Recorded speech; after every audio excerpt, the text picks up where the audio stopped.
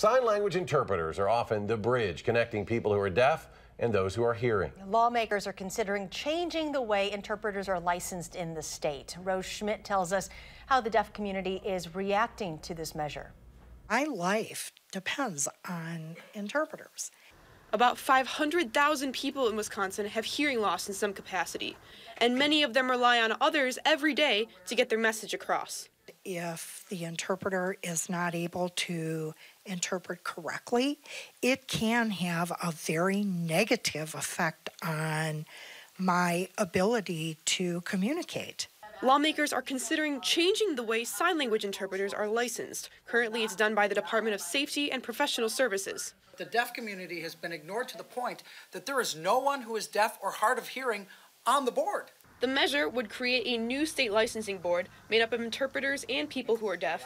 The board would create a tiered system, so only the most advanced interpreters could practice in high-risk situations where a deaf person's life could be at stake.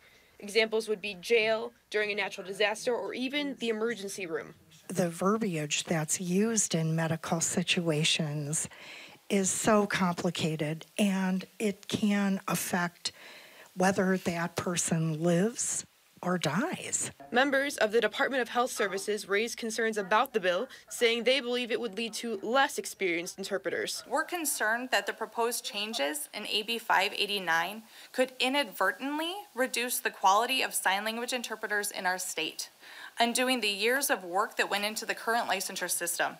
But after listening to the public's testimonies, lawmakers say something has to be done for the deaf community. I think doing nothing personally is not an option. Well, members of the deaf community say there is a shortage of interpreters, and this bill would help solve that problem. The bill will still need a vote in committee before moving ahead. All right, Rose SCHMIDT, our news center. Rose, thank you.